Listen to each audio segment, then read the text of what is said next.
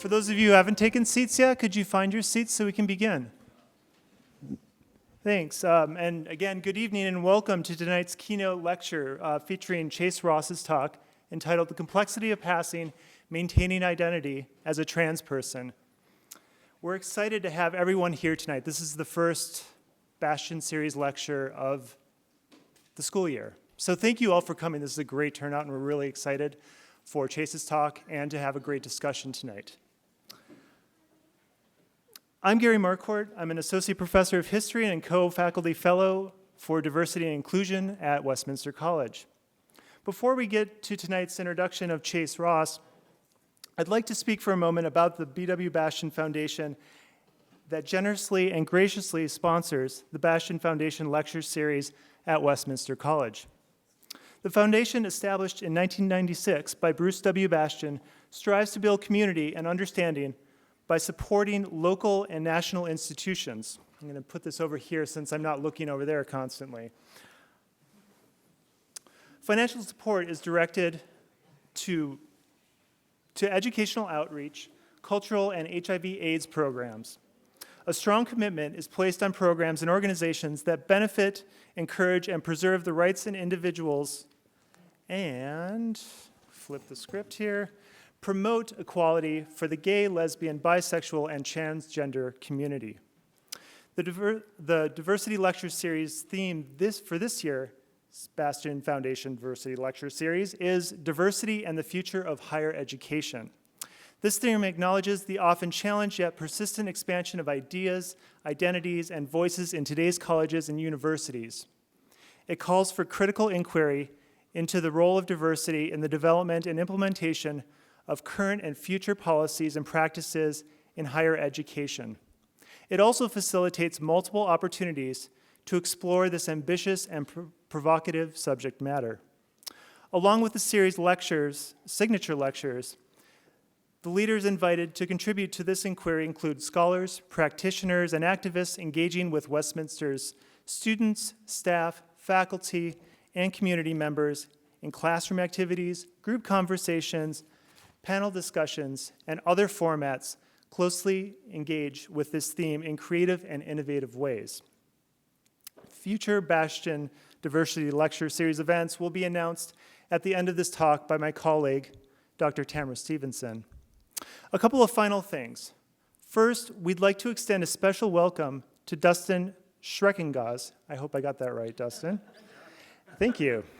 And the members of the Human Rights Commission. So thank you all for coming. And from what I hear, Dustin is a 2009 alum of Westminster College. So thank you.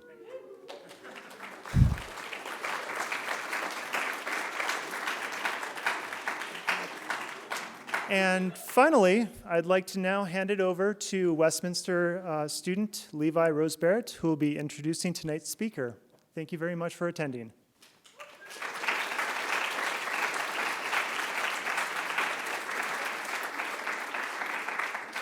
Hello, and I'm very honored to introduce Chase Ross. How many of you have seen Chase's videos before?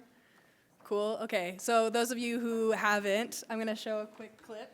No matter gay, straight, or bi, Where is it coming from?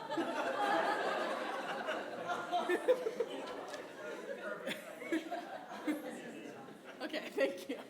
How do I get it to... Mute on or off? There we go. Okay. Here we go. being transgender life. Oh my god, stop it. There's a big difference between sex and gender. If I'm on the right track, baby, I was born to survive. Oh my god, is my hairline starting to recede? You don't know about the YouTube trans community? You need to get on that, seriously. Hey guys. Okay, so if you want to see the rest, it's on YouTube. Chase's channel is uppercase Chase1. So Chase is one of the founding members of Transtastic. Ross has produced videos that cover topics and mental health issues that affect the trans community, such as dysphoria, depression, anxiety, internalized transphobia, and misgendering. Videos on how to navigate a cis-sexist society, such as the bathroom issue, confronting white male privilege, transitioning, detransitioning, effects of testosterone use, fighting back fighting back toxic masculinity and gender roles. He has also made videos for friends and family of trans people, such as respecting pronouns and preferred names, what is dysphoria, and how not to out trans people. His videos also provide sex education that is not simply informative, but also affirms gender nonconforming identities and sexualities. His work combines social media, research, and activism that connects various social groups. As a YouTuber, Chase is an invaluable resource for the trans community. His work stands out because he delivers important information through his own lived experience. For a community that is constantly constricted by a medical narrative embedded in illness, Ross provides a humanized narrative. Although I technically met him a couple of days ago, I feel like I've known him for years. When I began the process of articulating my own gender identity, I found solace and solidarity in his videos. Not to mention he's hilarious and has 2 amazing cats. But in all honesty, his presence here at Westminster College means more than just a presentation on trans culture. In bringing his work to us, Ross is helping create a space where trans narratives, which are also often marginalized, if not silenced, are being placed at the forefront of the Bastion Foundation Diversity Lecture Series. This demonstrates a commitment by the college to be more inclusive of trans people, but it should not begin and end here. Ross's videos helped me develop healthier practices in facilitating dialogue and discussion with family, friends, and how to best navigate spaces that are not welcoming of trans people. I'm sure that his lecture today will encourage us all as a community to continue to create an inclusive space for all gender nonconforming students, staff, and faculty. Please join me in giving a warm welcome to Chase Ross.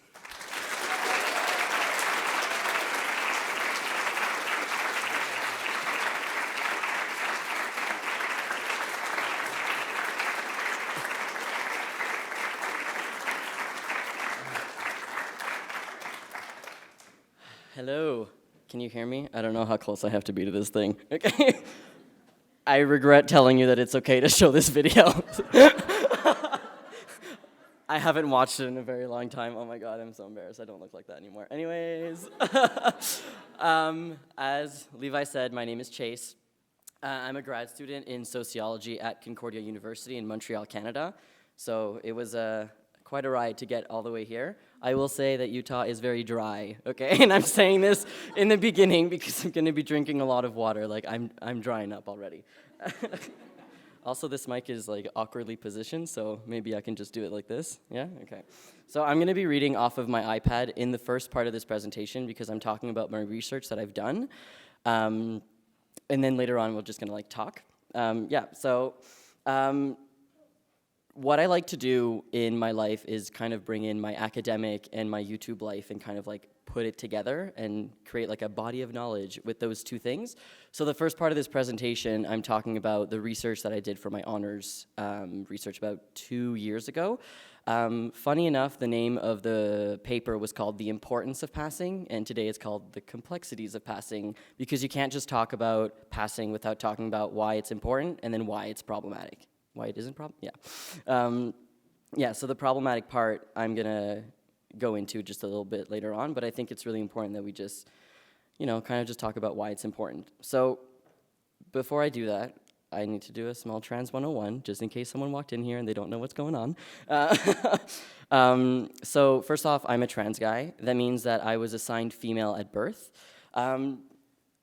Some people like to use the word born female. I don't like to use that. I use assigned female at birth because that's the gender that I was assigned at birth, and that's the gender I don't identify with. So basically, I just transitioned from female to male. I found out I was trans from YouTube. I went on YouTube when I was 15, and I saw a bunch of trans YouTubers, and I was like, oh, that's me. And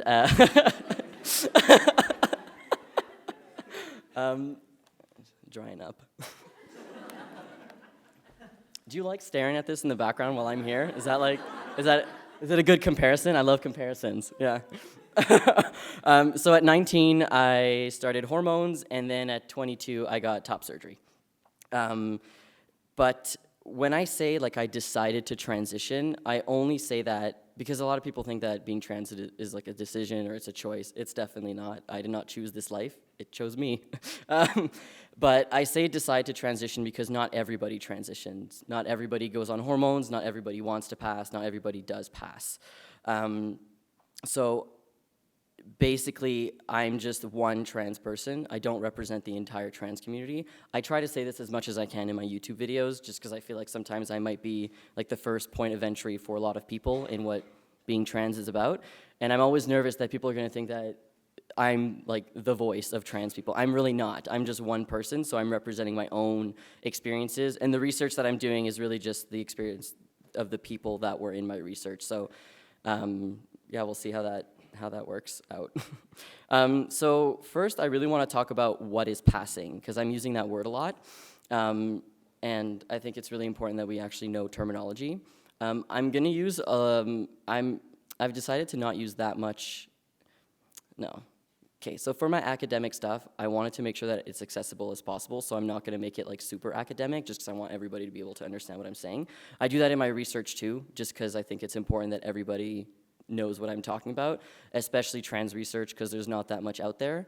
So I feel like, I mean, you're trans and you want to read research on yourself, you want to be able to understand it. So that's, hopefully I can do that tonight. All right. So where was I? All right, so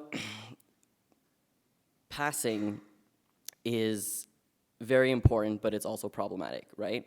But what is it? So for me personally, like I said, I was born female and transitioned to male. So there was a shift from when people saw me as female, and then I started hormones because that's what I needed, and then people started to read me as male. So that's what passing is, being read as the gender you identify with.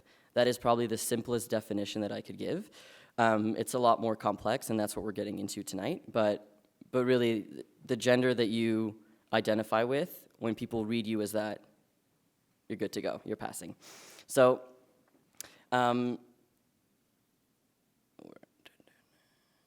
this iPad thing. I feel so technology tonight. I have it on paper too, but you know, too old school. This is 2015. So. Like I said, first part of this presentation, I'm going to be talking about the academic stuff. So the research that I did interviews with 8 different trans men from Canada and the United States. These were Skype interviews, so I didn't travel all over the place. That would have been fun, but I like doing Skype interviews. The people can be in their pajamas and like do whatever they want in the interview, and it's more personal that way, especially when you're talking about something that's maybe a little too personal, like passing and safety and like violence and stuff like that. So I thought that would be probably the best thing to do. And I'm talking about safety, and I really want to focus on that as a big theme when I'm talking about passing as being important, because that's probably the thing that we need to focus on the most is safety.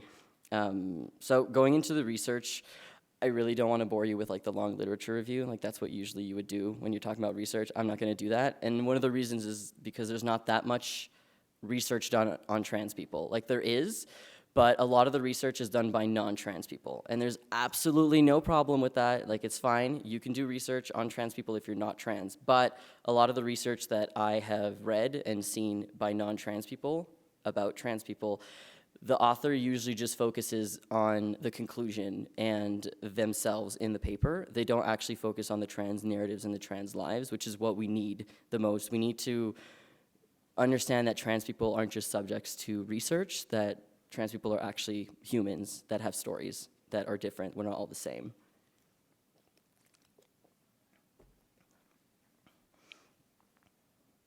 So, to me, that's really problematic that we don't have that much research. That's why I'm doing research. The research that I did in my honors, like I said, is the importance of passing. I related it to masculinity, identity, and safety. I've done research in the past on trans men on Grindr and other social media, gay dating app type stuff.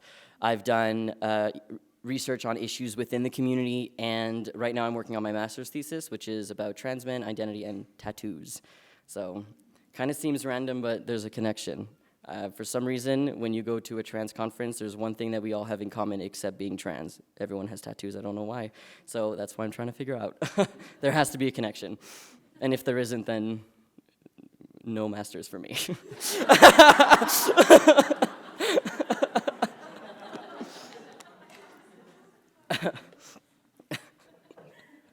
Okay, so let's focus on the importance of passing, and let's go into the research. So I divided it into two subsections, I guess: how people felt before they started passing and how people felt after they started passing. So those were the themes that I was able to get out from the interviews.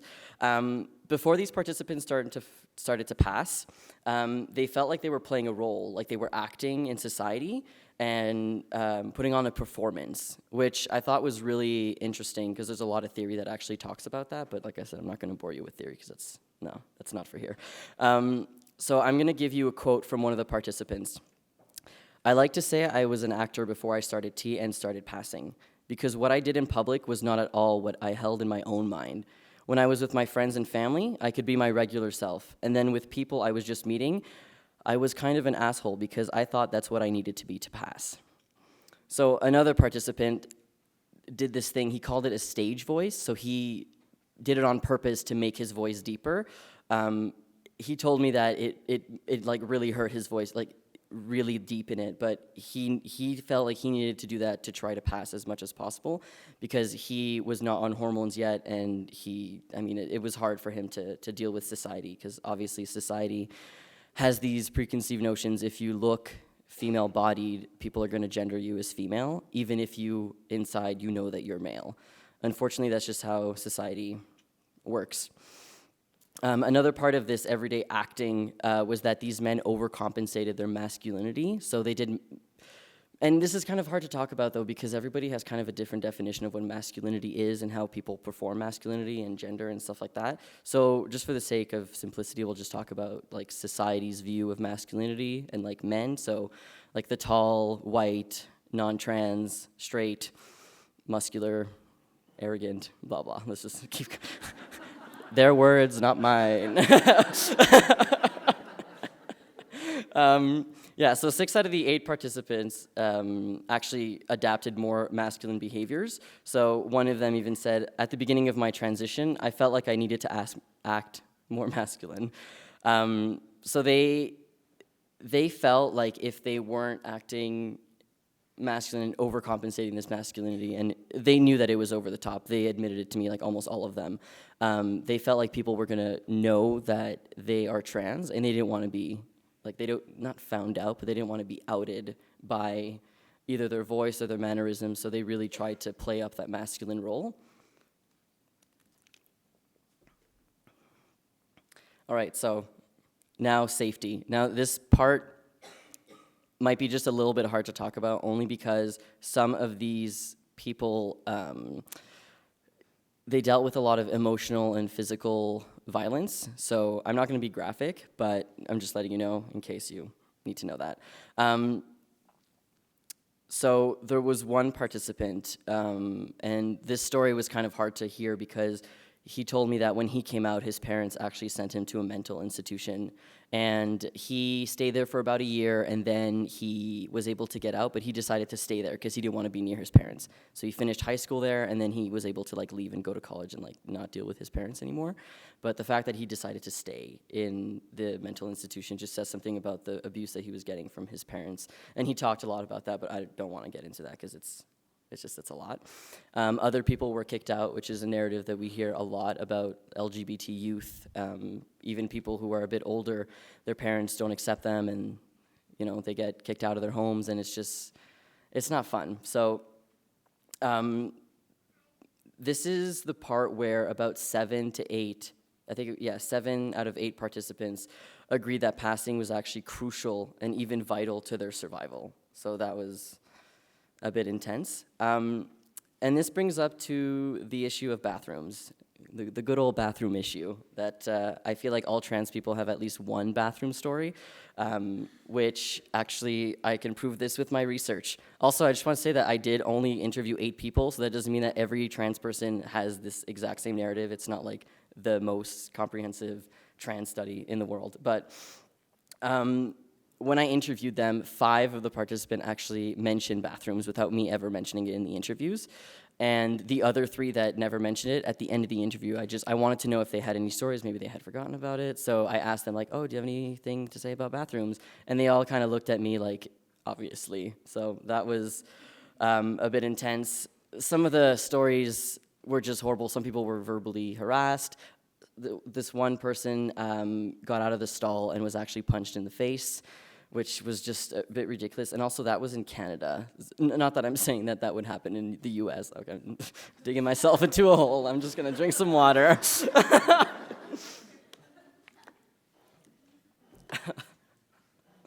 I believe it was, yeah. So three of the participants told me that they were so nervous to use public bathrooms that they didn't, and this led all 3 of them to get bladder infections because they held it in for too long. Now, I know that you're not really supposed to put yourself in the research; it's supposed to be objective, outside view. But just for this presentation, this also happened to me. So when I thought I was the only one, but when I was doing these interviews and I heard that other people also had this happen to them, so what happened to me was I refused to use the public bathrooms. I felt like I didn't pass, and that I was scared that I was either going to get yelled at in the women's bathroom or beat up in the men's bathroom. So I didn't want to deal with any of that. So I ended up having a really bad bladder infection, and I was catheterized for 2 months, and that was during my first semester of university. So can you imagine the stress of having to deal with all these doctors and nurses that have no idea what trans is, and like misgendering you all over the place, and like saying some really weird things that you would never think doctors would say, and then starting school all while, yeah, it was not a fun thing to do. So that's something that I'm glad that the school here has gender-neutral bathrooms, because mine didn't. And even the college that I went to before I went to the school that I go to, they worked for 7 years to get a gender-neutral bathroom, and they have one. And people keep vandalizing it. They're not happy with that. It's great that there is at least one, though. So maybe less people will deal with bladder infections, because that's not fun. So this is actually really interesting, because one of the participants was actually so scared to go into the men's bathroom that he actually used the women's bathroom. But in order to do that, this is the quote from him: "I would just pop out of my chest a little bit, and I would use the women's bathroom and be like, ooh." I would try really hard to be feminine, like, "Hi, thank you, haha." I felt like I had to pass as female.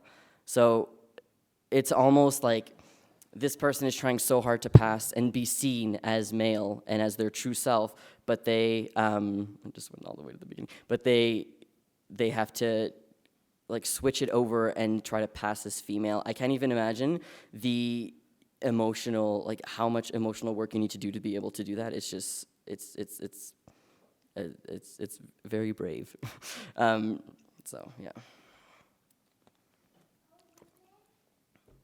So, one last thing before I move on to how they felt after they started passing, which is a lot more positive than it is now, because this is a bit boring and sad. I feel like we have to talk about self-esteem and body image when we talk about passing, because it's really important, because you want to be seen as who you are inside.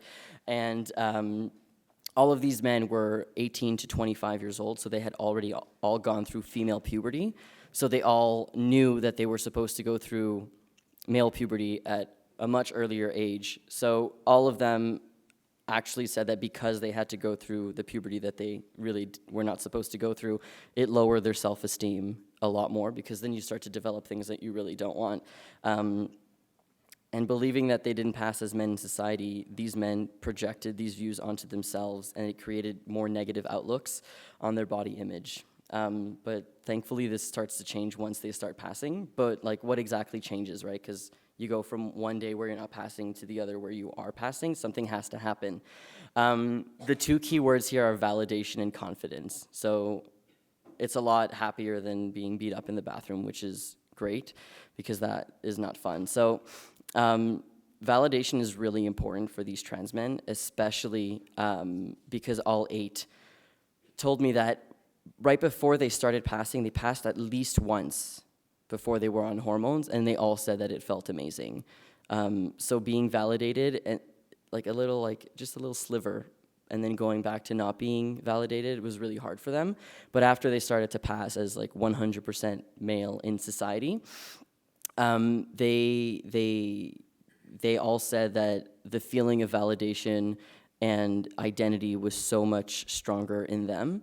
And one of the best quotes that could ever, I think, from these interviews, that could ever describe what passing and how to feel after passing and, validation is, this is the quote: "I kind of just exist now." So this person no longer has to worry about passing in society. They can just live their life, which was really, really nice to hear after a lot of the horrible stuff that was said. And now these people who are passing, and feeling validated are able to see their bodies as slowly as the bodies that they're trying to, slowly as the bodies that they know that they're supposed to have. Like it's a slow process. It doesn't just happen overnight, which I talk about later on. So this is the quote here that was really interesting. "I hate that passing is so important because when you say passing, you feel like you're wearing a disguise and like you're fooling people, but it's like passing is finally having people see you the way you feel." Excuse me. This finally being able to pass and being seen as the way that you feel gave these men a lot of confidence. And there's some really great quotes. I'm not going to say them all because it's long. So one of them is just, "I'm really happy with how I look and how I feel and how it all matches." And then someone, this one's kind of funny. It's a good feeling to me being really hairy. I like it. It makes me feel really great, and I don't know, it gives me this weird feeling of confidence. I think that passing has helped me feel better about myself." Since these individuals were being perceived as who they are and who they knew they were for years before they started to pass, they started to feel better about themselves. And what I found interesting was that because these men were trying to pass and they were beginning to form alternate forms of masculinity by modifying their bodies and projecting their mannerisms in whatever way that they felt comfortable with. So in being able to pass, these individuals were able to bring out and embrace this previously repressed feminine self and translate it into their own form of masculinity. So I think that this is true because I've seen this a lot in the community. Non-research related, but a lot of trans men, after they start passing, embrace their feminine side. So they're able to show, I guess, more emotion. These are very stereotypical society things, but as we know, society is not nice to people who are a bit different.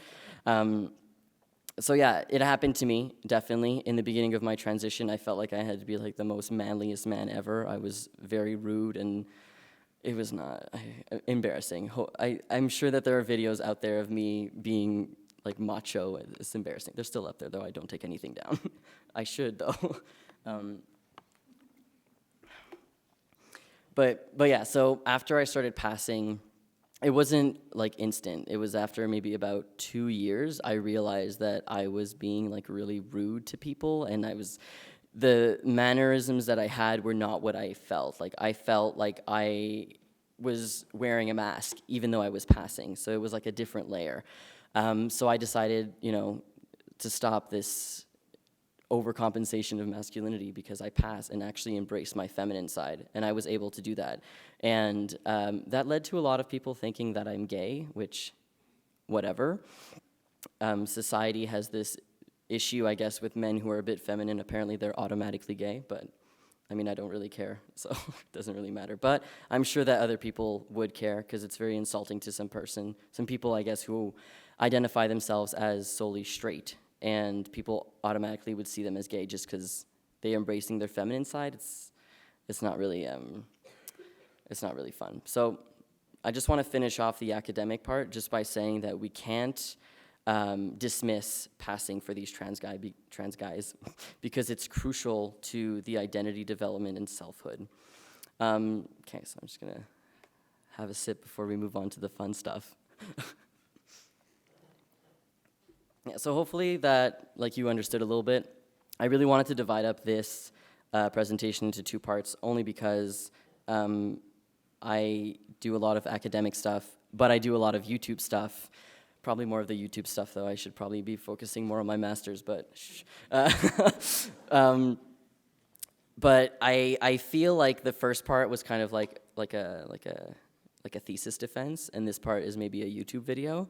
So I wish I could like walk around, because if you've ever watched any of my videos, I cannot stand still. I don't even know how I'm not moving right now. Maybe I'm just like nervous. I'm just like glued to this. But yeah, so what I want to talk about now is the concept of passing and why it's problematic. So like, we know it's important, we understand, biggest thing being safety. These men feel like they need to pass in order to feel safe. Bathrooms is the biggest issue. But now, when we talk about why it's problematic, it doesn't get complicated. It's just that we need to break it down into certain different aspects. So, it's the concept of passing. So it's like the concept. It's not the word, because the word is just a word. It's the concept of passing that implies that if you don't pass, you're not trans. And that is a narrative that I see a lot in the community and outside of the community. So a lot of people say things that are really inappropriate, where if you don't pass as the gender that you want, so we'll just use me as an example right now. If I didn't pass as male, then I wouldn't be trans, which is really confusing and I guess hard for some people to understand, but it does happen in the community. And that's something that I just want to I'm going to show you a video after of something that, a project that I did years ago that kind of talks about that, which was really great. But I think that the biggest issue with this is that it really just implies that you need to pass to be trans, so that also implies that you need to be on hormones, and that some people can pass without hormones, but usually people take hormones. But I don't think that people realize that not everybody who is trans wants to pass or needs to pass or wants to go on hormones or needs to have surgery or wants to have surgery. And I don't think that a lot of people realize that not everybody has access to transitioning. There's a really big problem with access. Some people can't access doctors, issues with money and family and safety and stuff like that. So that's never taken into consideration with that, which is just a little bit ridiculous. So there's a lot of people in the community that think that there's like a specific way to transition. So, and it's almost like you have to do it in order to be trans, and it doesn't really make any sense. So you have to figure out that you're trans, you have to go to therapy, you have to get your letter for hormones and your diagnosis, you have to go on hormones, you have to have surgery, name change, all this trans stuff. You need to all do it, and then you're trans, checked off. No. No.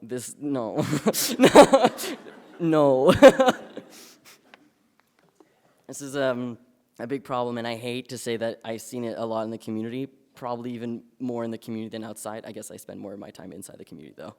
I've seen it on Facebook, on Instagram, on Twitter, on Tumblr. But I think that my only issue is that I don't understand how people who are not in your body and in your mind know how you feel, because they have no idea how you feel.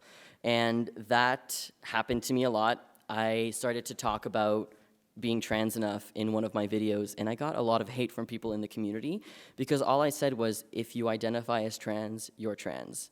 It's literally as easy as that. And some people were not happy with me for saying that, because they said, well, I identify as a potato, it doesn't mean I'm a potato. Literally, it made absolutely no sense. I don't understand where these people came from, but they're real. They're still doing it. They're potatoes. In the video, the guy literally said, I love that starchy goodness. I didn't understand what the guy was saying, but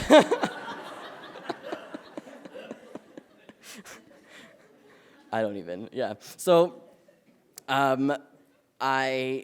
I got a lot of hate for that, and also because I didn't come out at an early age, even though I knew I was trans at an early age, and I didn't tell my dad. He kind of found out on Facebook. Don't do that, by the way. Do not let your parents find out on Facebook by accident. That was not fun, getting a phone call. What are these pills you're taking? They're not pills, by the way. So I came up with a project. I'm just going to put this here so the water doesn't accidentally. I came up with a project called the Trans Enough Project, and I got a whole bunch of people to send me clips of why they have ever felt not trans enough. By either people in the community and stuff like that. So I'm going to share a little bit of it because it's a bit long, but I just want to show you just some clips of what these people have said. I'm not sure if it's actually only trans men, but just let's take a look. So it's not going to be this video though. Also, I don't think I'm in this video. I might be, but near the end, so you won't see that. And this video is about, where is this? There you go. Yeah. So I also got hate for doing this project, but yeah, let's just watch it and then we'll talk.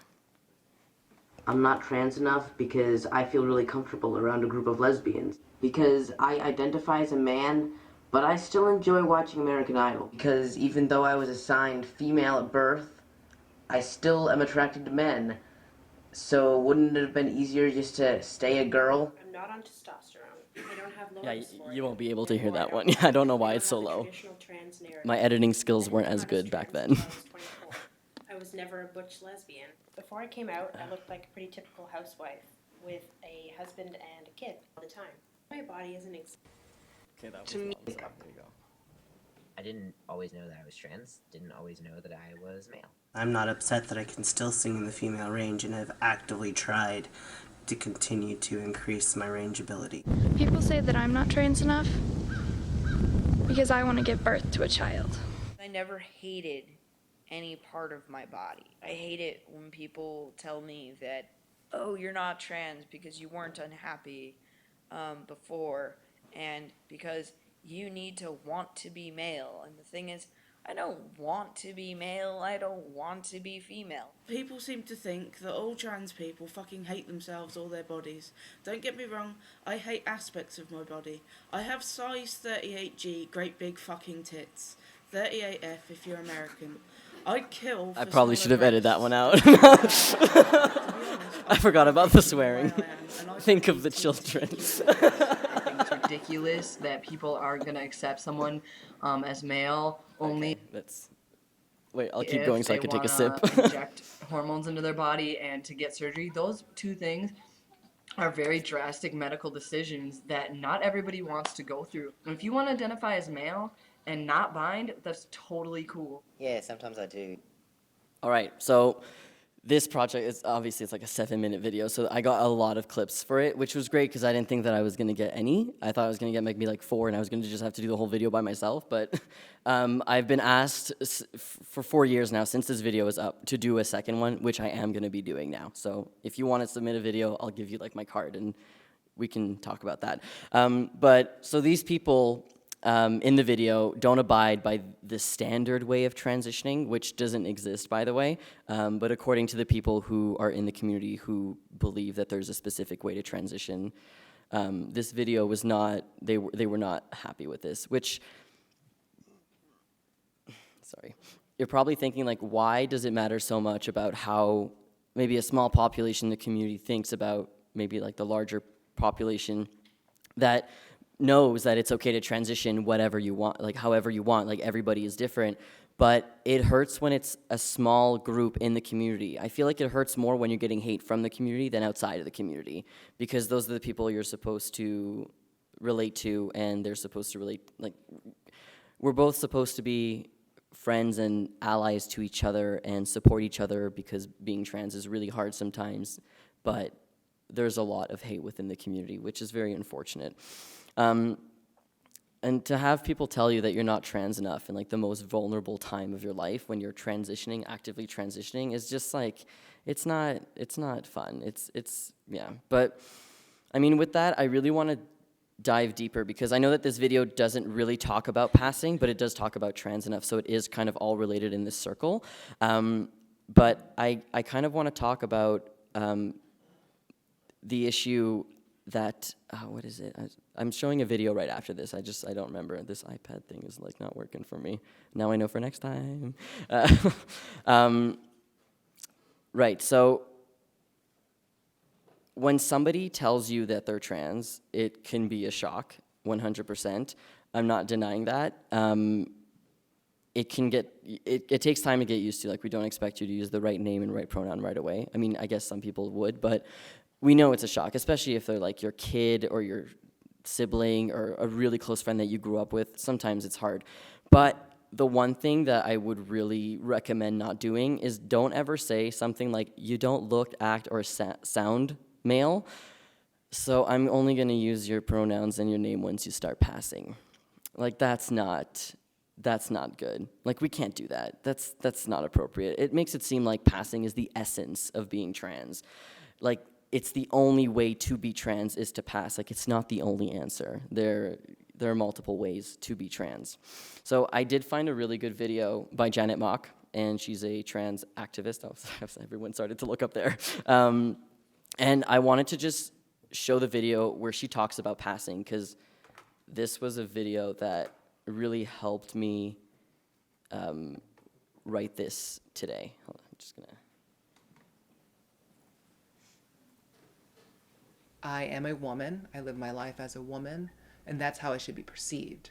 I'm not passing as anything. I'm being myself.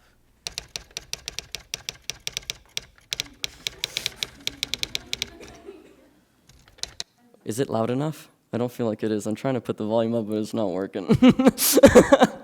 Trying to be stealth about that. Trans joke. I'm trying to press that button. It's not working. I've been trying. I believe you. I was trying to help you. Can't do anything. So I guess we just won't make any noise and just listen attentively. Okay. No more laughing.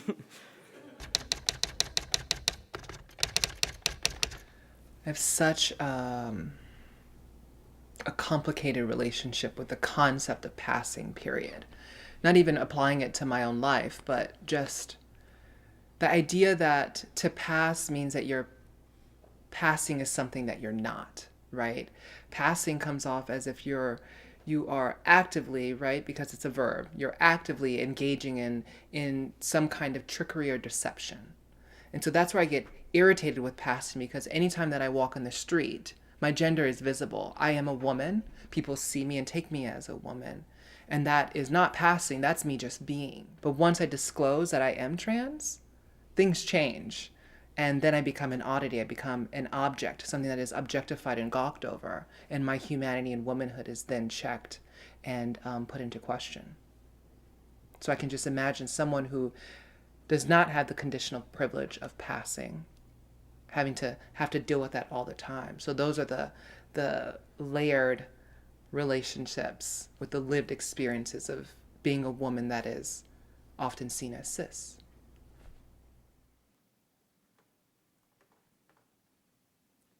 All right, and if anybody doesn't know what cis mean, it just means non-trans. So it's like the opposite of being trans, you're just not trans, cis. But I won't use that word. Maybe I use it once.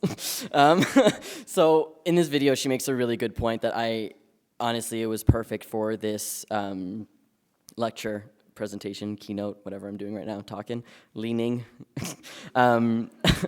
It's that the concept of passing makes it seem like you're trying to pass as something that you're not. And that is just like one other layer of the problematic concept of passing. It's seen as, no, it's like, I'm trying to explain, I'm just gonna read it here. I feel like maybe it's just hard for people to understand that you're not passing as something that you're not. We've always felt like this. We've always known that we were supposed to be in this body. And being able to finally pass and be seen as who we are is amazing. I mean, I guess technically, physically, you could say that we are passing as something different than we originally were physically, but you can't say that emotionally. You absolutely cannot, because emotionally we're the same inside of our brain, how we were when we realized we were trans to when we transition. But physically, if you do take hormones, like example, if a person decides to take hormones and have surgery, the body does look different, but it's still your body. You weren't born in the wrong body. It's still your body. You just need to modify a little bit just so that it can actually match how you feel inside. So she talks a bit about conditional privilege. So she's seen as cis. So if somebody doesn't know who she is, they wouldn't know that she's trans. So that is the conditional privilege that she's talking about. And I also have this privilege that if a person doesn't know, I mean, I don't usually come into a room of 200 people and like, I'm trans. I don't usually do that. Well, I mean, I guess I make videos, so more people than in this room has seen those videos, so whatever. But Usually, if I don't tell somebody that I'm trans, they won't know. They'll just think I'm a non-trans person, so a cis person. But with this conditional privilege of finally being seen as yourself, but not having anybody know that you're trans, some people really, they want that. They don't want anybody to know that they're trans, which is absolutely fine. Everybody transitions differently. Not everybody needs to share their trans status with a room full of people or anybody in their life if they don't want to. I choose to tell people that I'm trans because we have a lot of discrimination in the community from the outside, and we have a lot of people who don't really know a lot about trans things, and I feel like I'm maybe a little more sympathetic towards people who don't really understand trans lives, where I will take the time to answer questions. Just because I know that people are curious.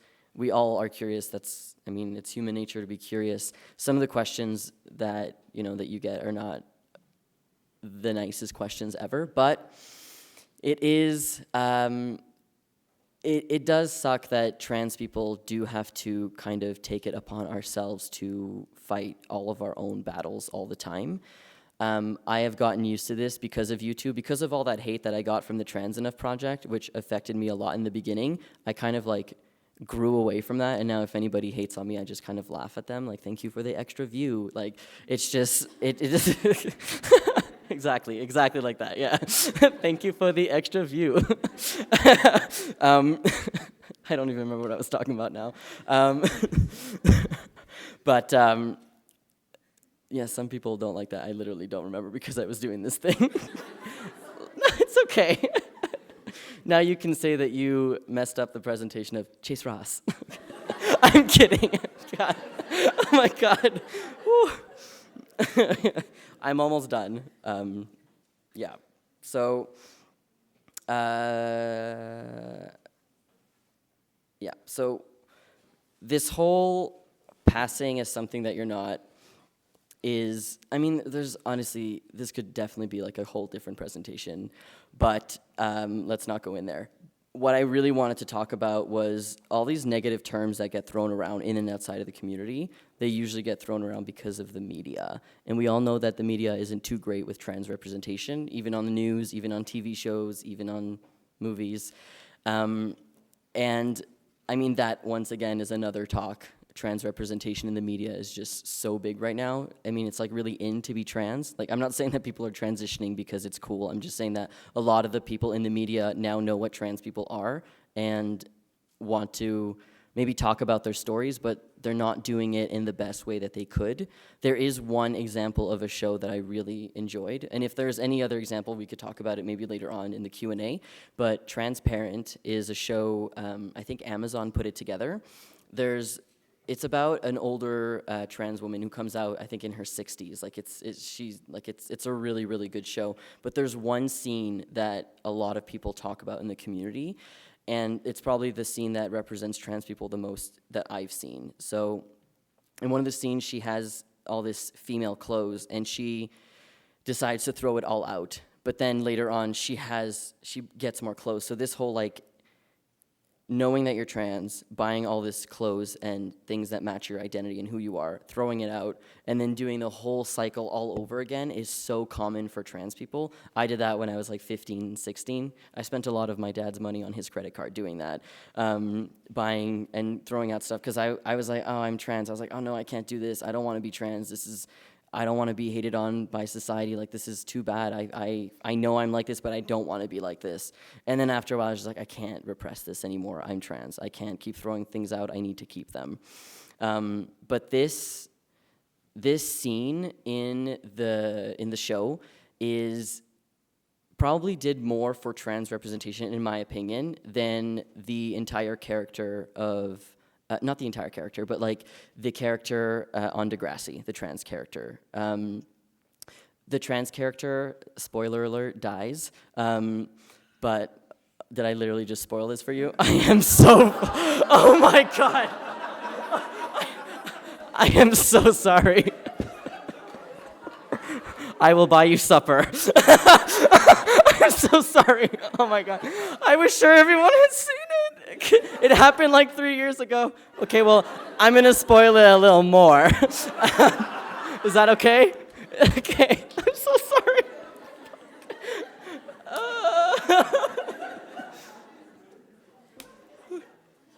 I literally feel so bad right now.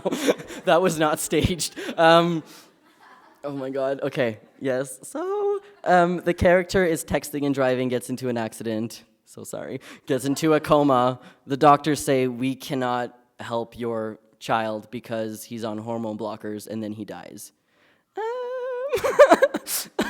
No. Hormone blockers are literally just hormone blockers. They won't prevent you from saving someone's life. So that representation was just ridiculous.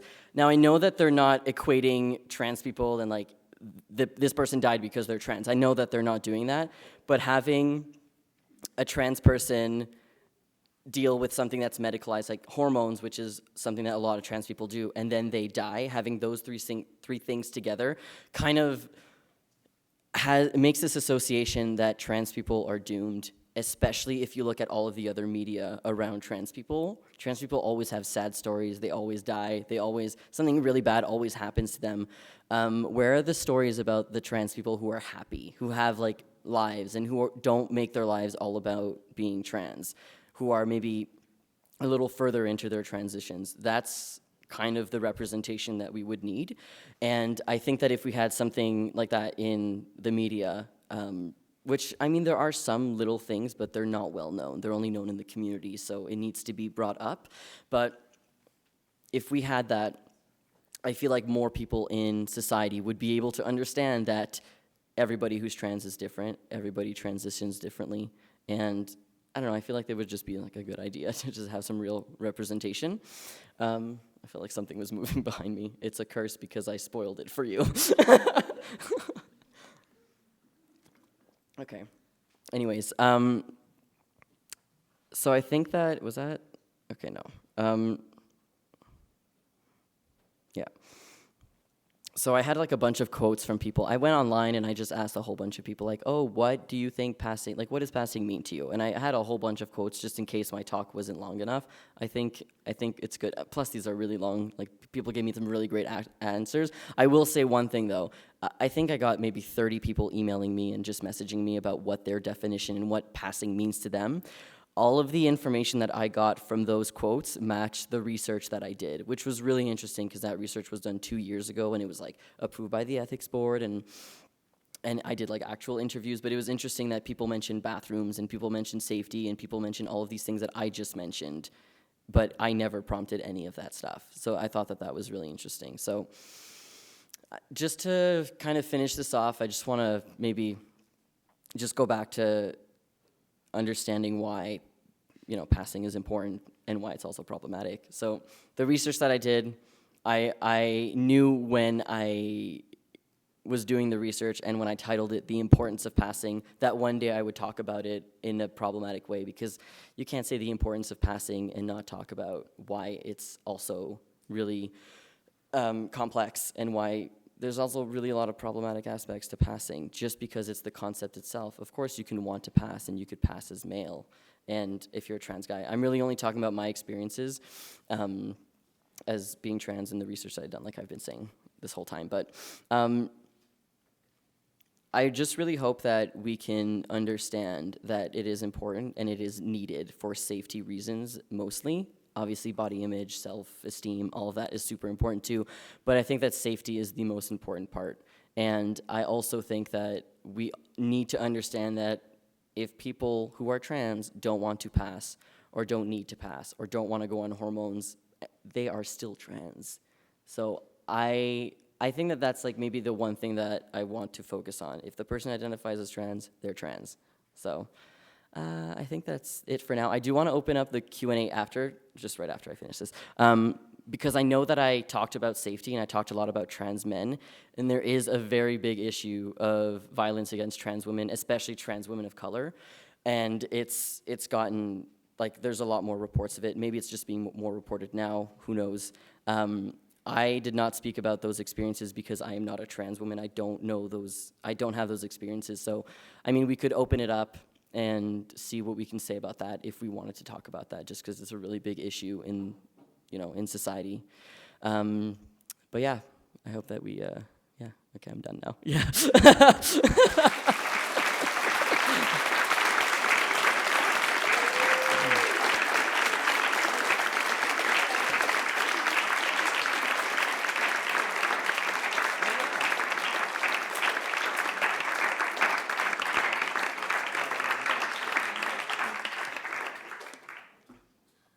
Okay, so we're gonna do the Q&A in like 5 seconds, but I want to take a selfie of all of us. Is that okay? Yeah? Okay, so I'm like the selfie master for some reason. I don't know why I can get everybody in this. I don't know if I can do it with this though. Maybe 1 or 2 people might be like, your hand is in it, tag yourself on Instagram. But is that okay? Are we good with that? Okay, yes.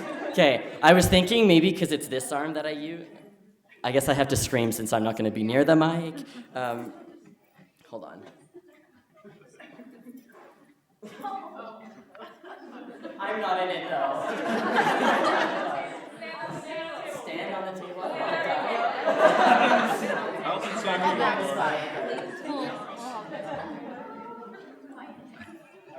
You have to be in it. I know. Like one purple hair. I feel like people are like cut out. Someone with a hat. You're kind of cut in half. Is that okay? Okay.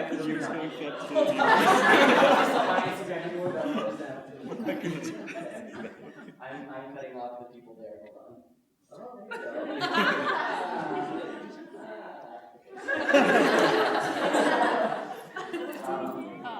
Hold on. So, should we do the Q&A now? Is that what we do now? Oh, I know. Yeah? Are they okay, are we like screaming questions? Is there a mic? Stand up to ask questions. Okay, can I have the things to throw to people? That sounds really weird.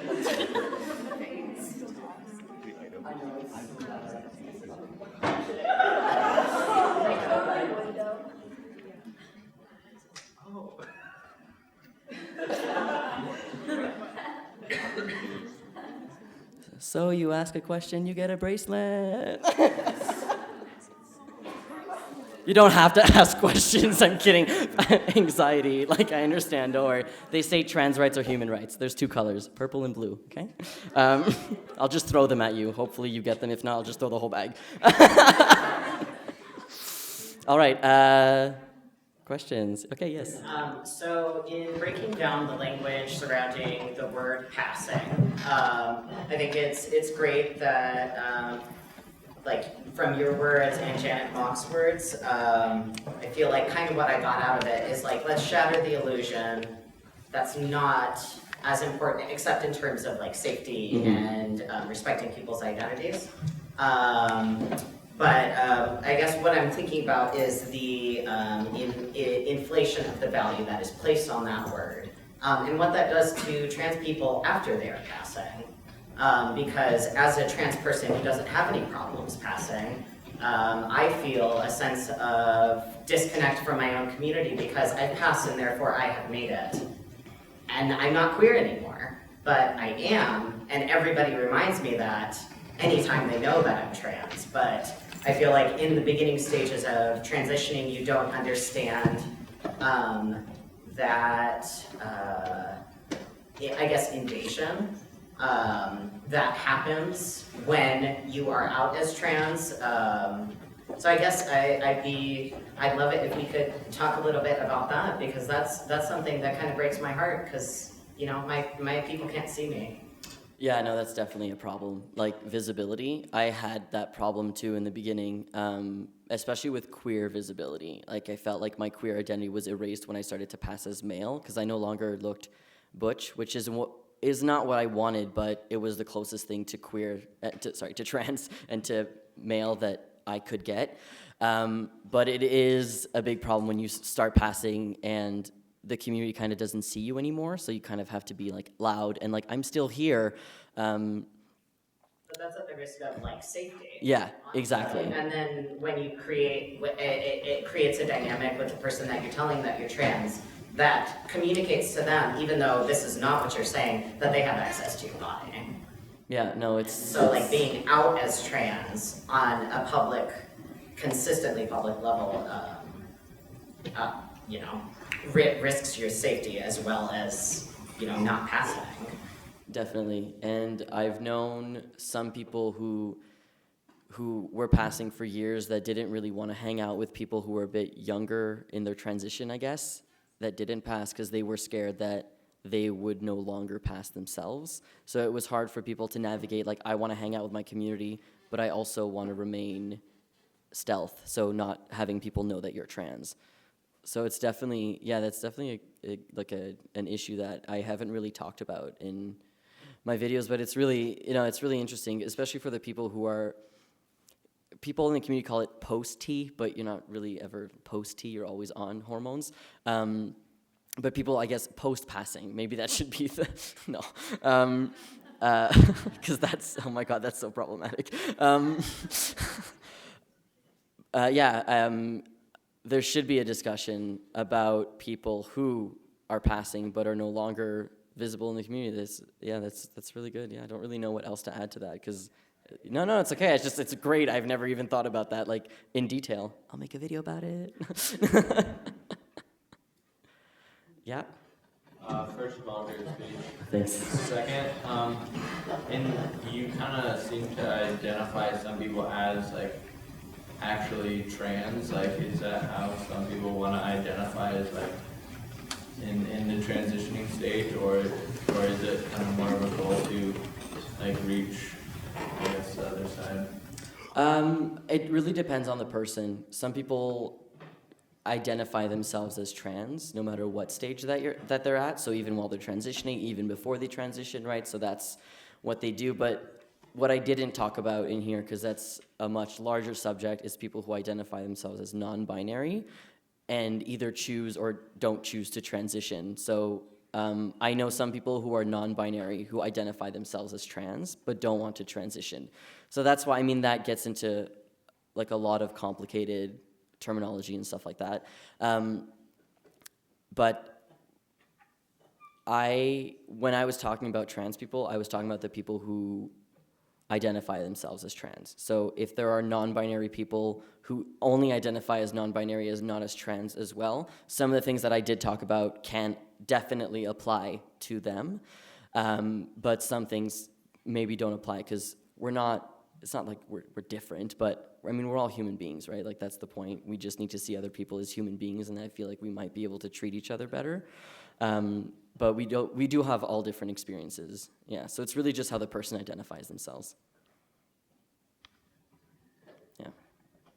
Yes. How do you feel like the medicalization of trans people like restricts like both gender presentation and expression? Like, what do you think are the effects of like needing medical language and like diagnoses to get insurance to get these things covered? Like, what are your... Yeah, that's a really big issue, like inside the community, where there's half of the people who identify themselves as having a medical condition that needs to be treated with medical things like hormones and surgery and stuff like that. And then there's the other side where it's just like, trans is an identity. I do need hormones, but I don't want it to be categorized as a medical condition, because it is. The name of, like, the appropriate diagnosis name is gender dysphoria. And usually you need this diagnosis before you can go on hormones or before you can have surgery. So it is a really big problem for a lot of people who don't have access to therapy. There are different places that you can actually get on hormones without having letters and stuff like that, but you still need to see a doctor, which is very important if you're on hormones. But it does create a big problem with stigma, because a lot of people see it as like a mental disorder, which it's not. And I mean, it's hard for people to, I think, understand that because of where the diagnosis lies and what book it's in, right?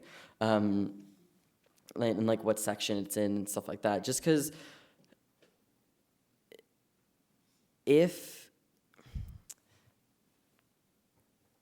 if it's categorized as a medical condition, usually people associate that with being sick, and that's not fun. And you don't want people to see you as being sick, because you're not.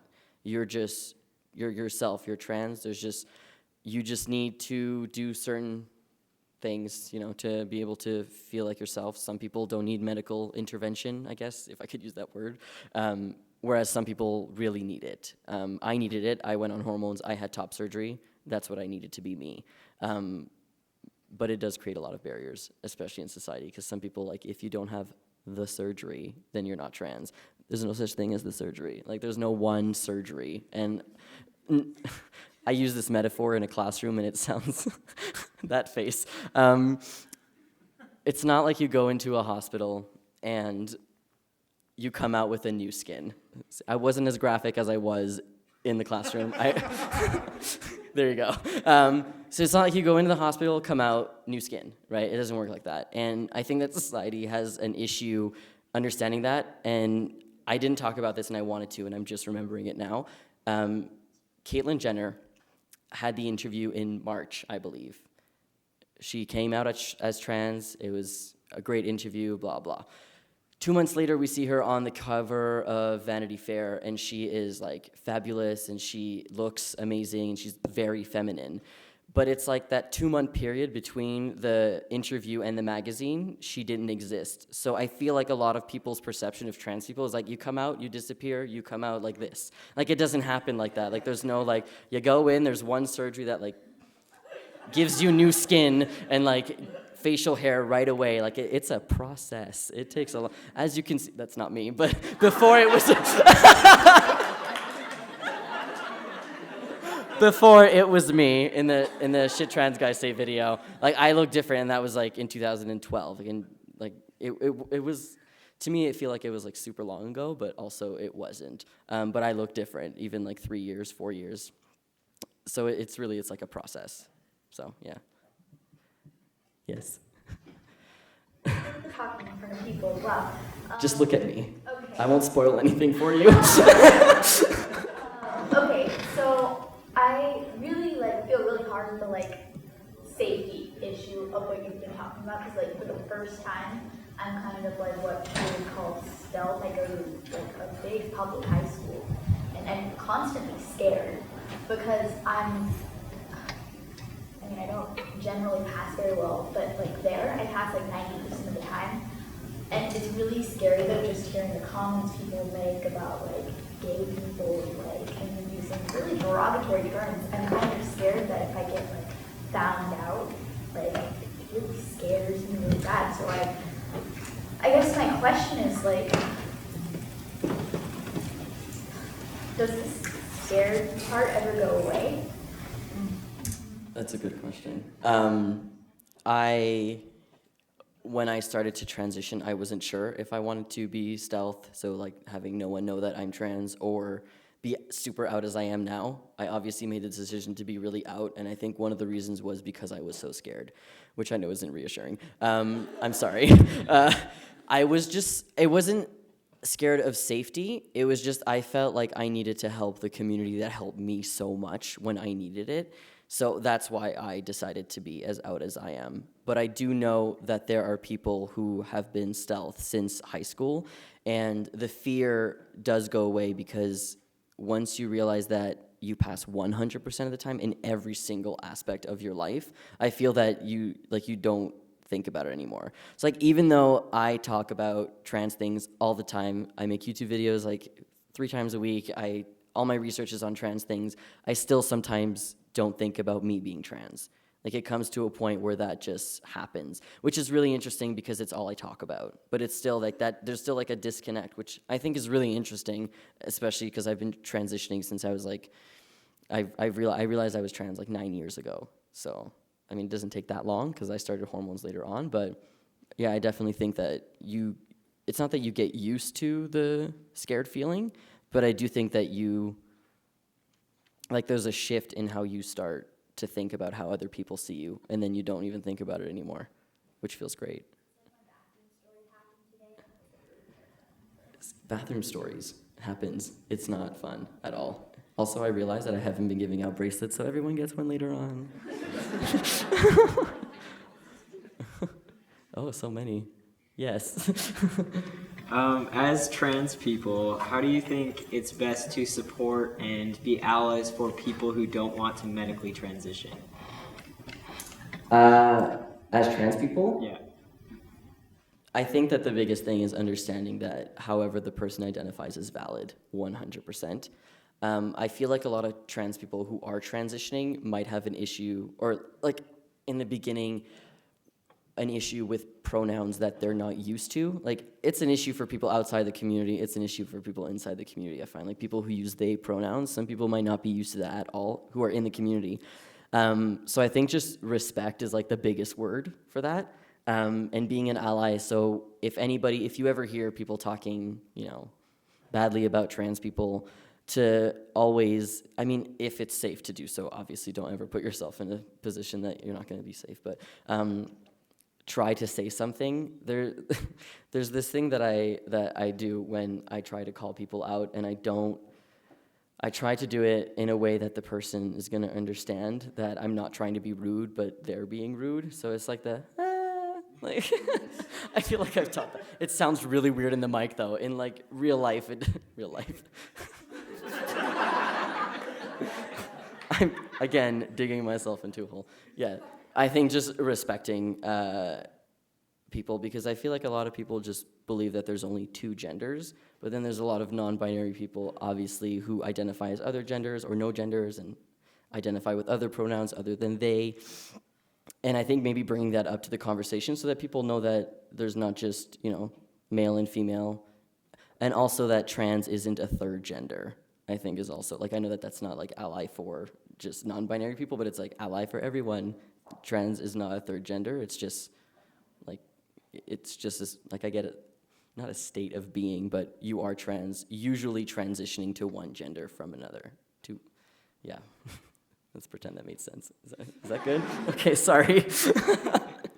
I ran out of water, so that's what's happening now. Oh no, you don't have to get up, I feel bad. No, it's okay, thank you. Thank you. Yes, sorry.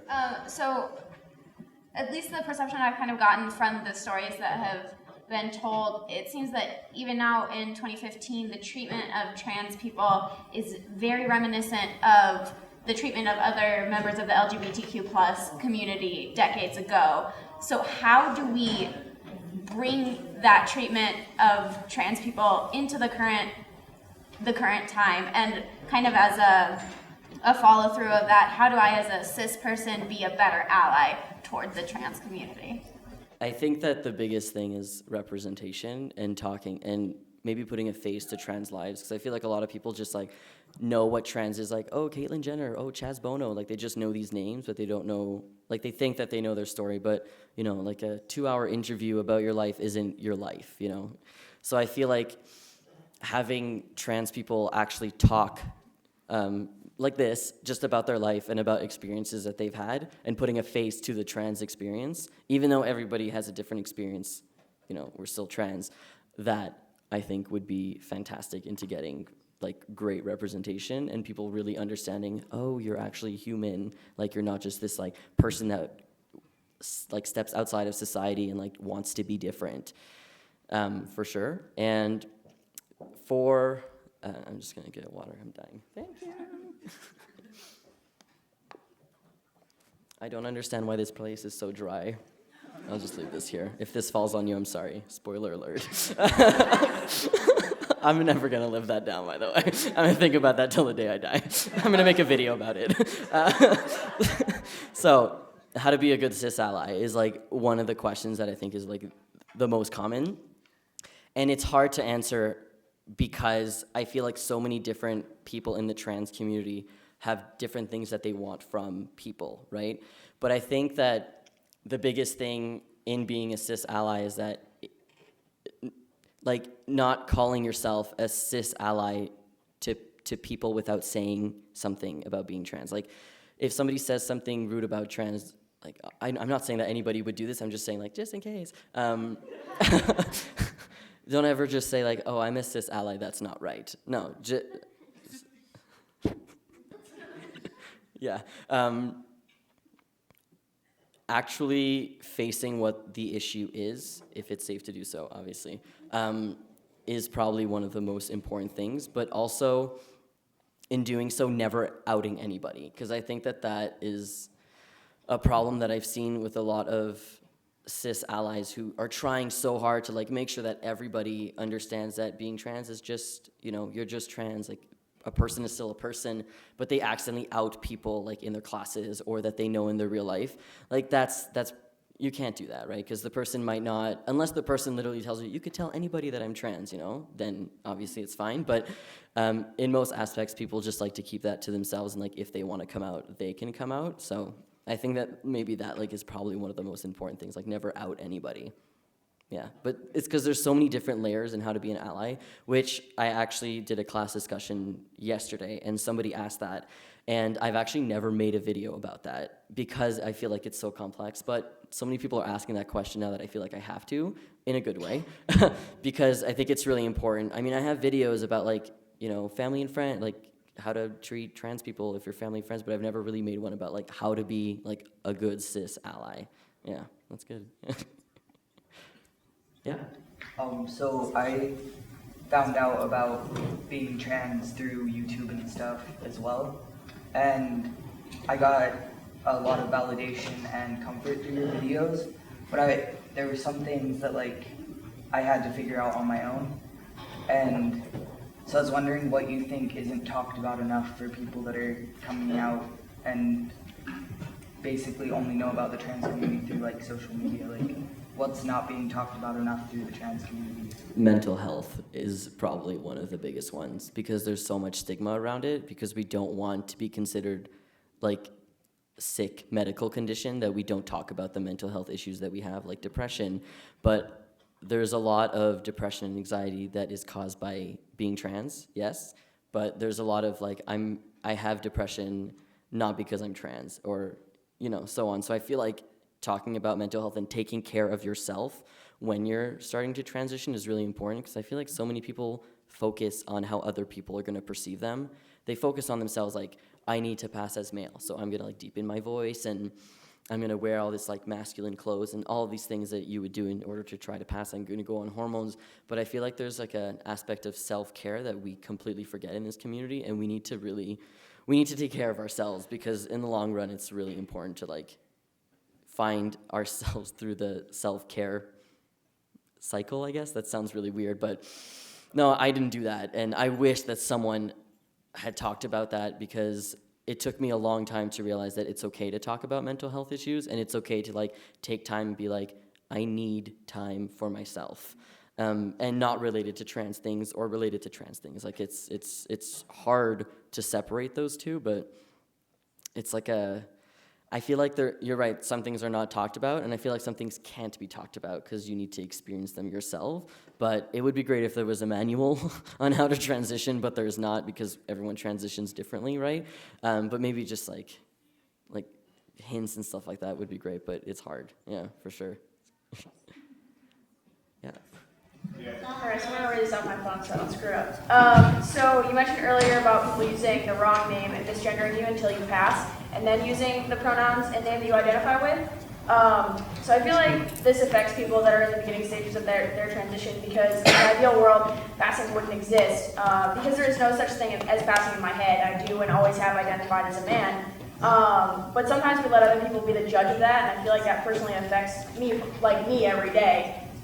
So like what are your thoughts on how we go about like combating that? And I always say that my least favorite question is when people ask me what pronouns I prefer, because I know what pronouns I prefer, but I have this problem where I don't want to make someone else uncomfortable, and I don't want to like put my safety in danger. So like it gets complicated and really hard sometimes with like, that's like my least favorite question, and it should be like the most important one, but like because it shows that actually people care and like want to see me the way that I feel inside. But it's like the hardest question for me to answer, and I always I feel like I turn bright red and I'm like, oh my god, I don't know. Like I don't care right now, just whatever. No, the preferred pronoun thing is like super important, but I know people who hate that because they feel like other people who are asking that question don't see them as like male or something like that, which I understand, but also I think people are just trying now to be respectful of people's identities, which is great. But I think like maybe dealing with being misgendered and stuff like that, like, is something that I still deal with, which is shocking. My dad and my stepmom still call me my old name and use female pronouns, which I literally do not understand how that is still happening. I've been on hormones for almost 6 years now. I have a beard. Like, thank God there was a shift, though, where we would go to the grocery store and then I would be embarrassed when he used to be like, she, blah, blah, and now he's embarrassed when he says it because you can't say she and look at me like, who are you talking about? Yeah, but so I think that in the early stages of being misgendered, early stages of transition when you're being misgendered, it's like, it's hard because you want to finally be seen as who you are, like, so badly. And I think that, like, when it's, because I didn't really talk about pronouns in the research, which I don't know why I didn't do that, but when there's that switch, when you start to pass, it, like, starts to feel so good when you finally start to get gendered properly and people are actually using the right pronouns for you. But I feel like because I'm still dealing with misgendering, I don't know how to deal with it. Like, it's very weird because even like other people in my family do it. Like, maybe I'm the one who never said it out loud, like, you cannot do this, but I feel like I have like many times, but I don't know. Just gotta give them a deadline. That's it. Yeah. I gave them a deadline last week. Yeah, Oh. I was like, you have 2 weeks. Oh, that's good. Because I was like, they asked me if they could call me by my old name, and I was like, yeah. I was like, but you got 2 weeks, and then that's it. Like, we're done. Get it out of your system. And then after that, like, just say it in the shower alone. Like, no, see, don't do that. No, the deadline, that's good. You have until November 1st. Like, and then what? No bracelet? Spoiler alert? Also, spoil. Okay. No. I don't know, did that answer your question? Yeah. Okay, yes. What is the best way that in the college classroom we could ask and invite students to tell us their preferred name and preferred pronouns? Something I started doing last semester, and I'm still struggling with the idea of, am I outing someone? Am I, what is the best way that I could do it? Like, I give them, like, the first week, I let them know I'm going to ask, you are welcome to, you don't have to. And I want to give them the space, and I want to use the proper, I want to do it right, the way it's supposed to be. Mm-hmm. But what is the best way to do that, would you say? I think letting people know before class starts, like letting just like the student body know that it's an option. Because I feel like even at my school, nobody knew that you could like change your name on your ID, and that was like a real big issue, and then people just had issues in classes and stuff like that. So maybe letting students know that it exists, and I think you said you put it in the syllabus, right? Yeah. I think the way that you do it is actually really great because you give them a week to think about. You got the weekend, to think about your pronouns. But also the fact that you don't have to do it. The issue of like potentially outing someone is like very scary, and I would also be scared. But if I had to do it in a classroom, if I was teaching a class, I would definitely do it like that. I just thought of, like, if you were to ask for people's pronouns and the person didn't want to, I was just thinking they could just say pass, but...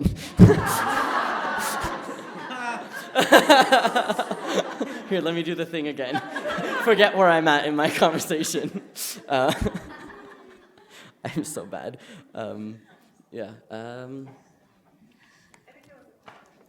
Yeah, I don't know that answered the question. Yeah, a little bit. I feel like there's more to that, but I have never really thought about that because my university has never done that, and I've been there for like 6 years because I did my BA and I'm doing my MA now, so it's not that like I'm there forever, but I am though. But I'm here instead of doing my thesis. Anyways, was there a question in the front? Yeah, okay. So I wasn't sure if I was going to ask this, and then you brought up mental health, so I'm sorry if I throw you under the bus, but you're probably never going to come back here. I thought you said you're never going to come back from the bus. I was like, I'm sorry.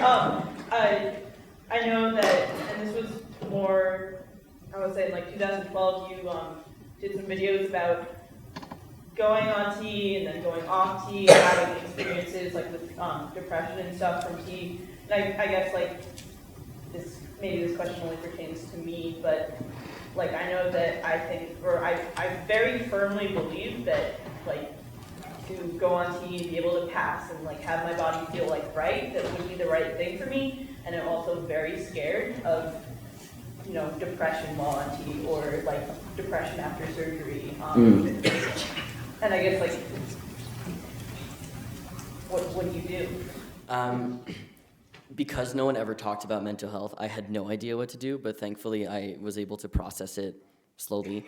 So just a little background, after being 1 year on hormones, I decided to go off of hormones for 10 months. I did that because it was a personal choice.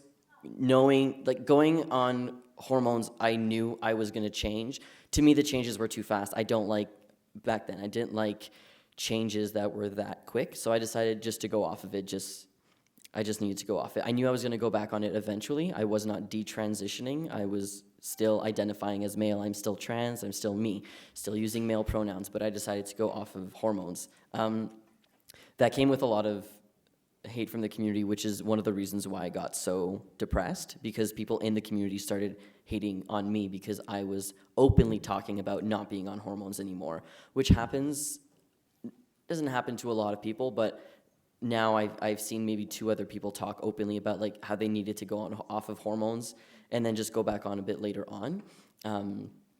I was being seen by a doctor, everything was fine, but it was really hard to deal with alone because I've never seen anybody else back then when I went off of hormones process the hate that you get from the community and like the confusion that you get from people outside because like, oh wait, are you not trans anymore because of you went off of hormones? But I think the biggest aspect was post-op depression, which I did not know existed.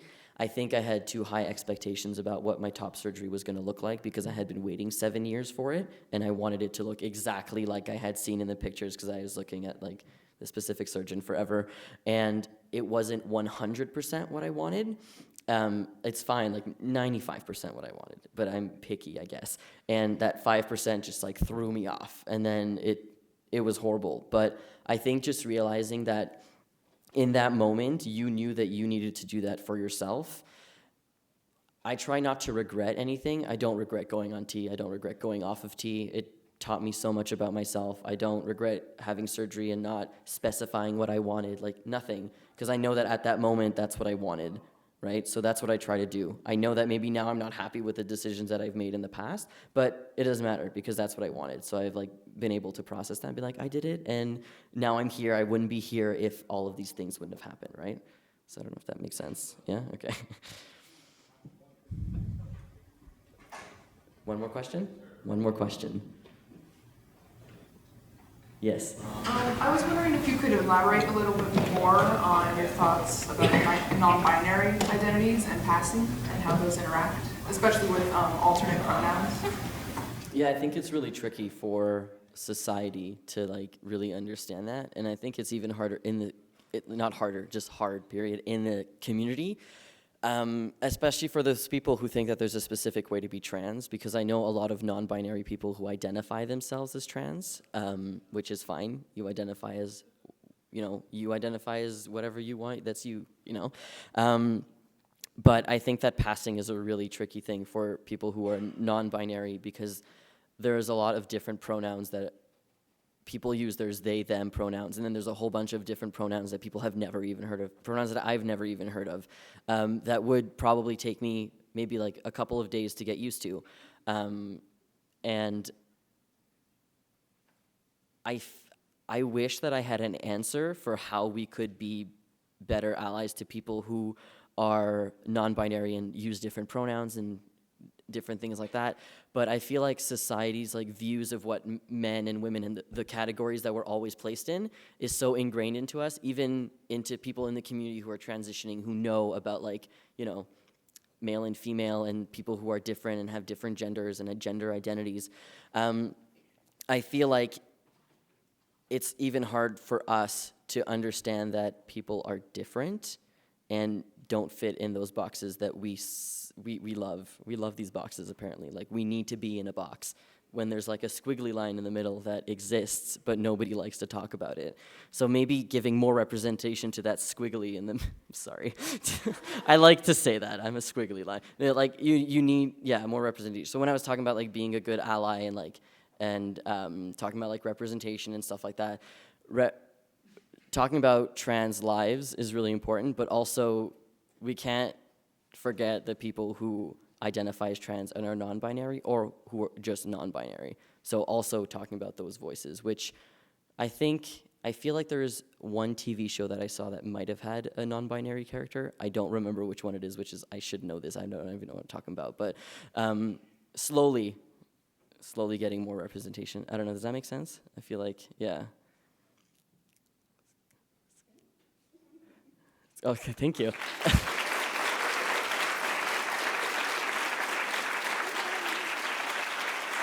Obviously have to thank the school, right? Yeah. Oh yeah, this stuff. So, thank you.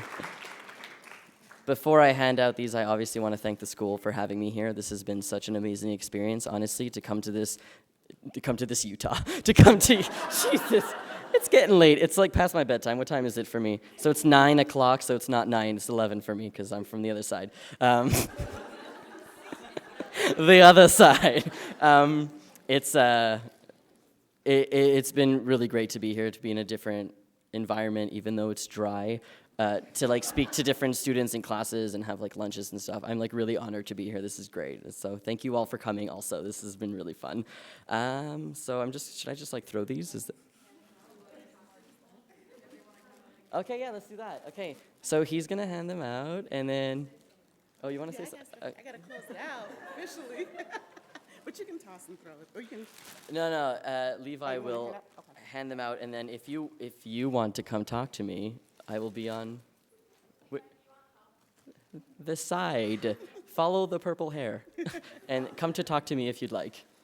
Sounds good? I'll just take my phone so that, you know.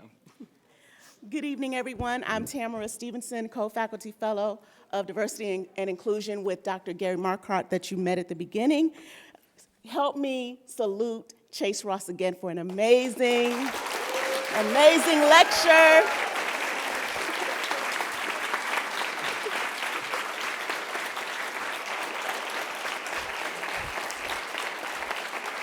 His lecture certainly challenges and provokes thought, as well as demonstrates personal and academic boldness, integrity, and persistence to live and do some great things. He shared some really relatable human stories, which in some instances were really difficult to hear.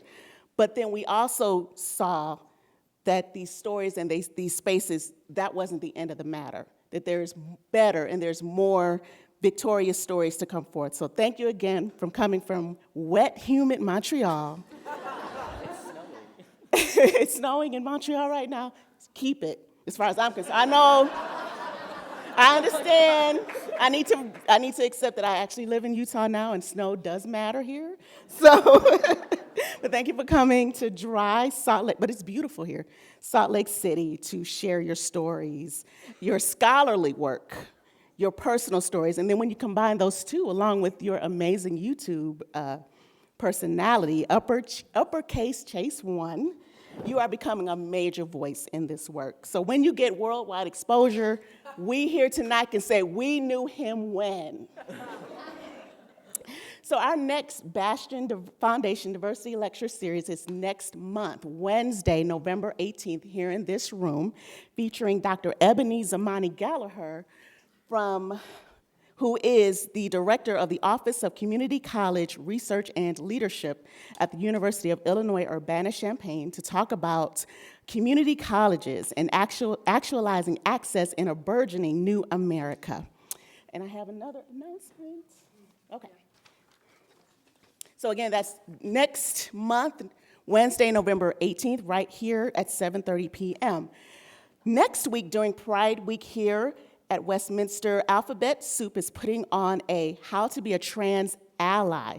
So if you would like to hear more about that, learn more about that, please check out the ASWC website or even simpler, Google alphabet soup at our the Westminster website, and we'll we'll direct you. If you need to call, we'll do that too. We will find what you need to get you where you need to go.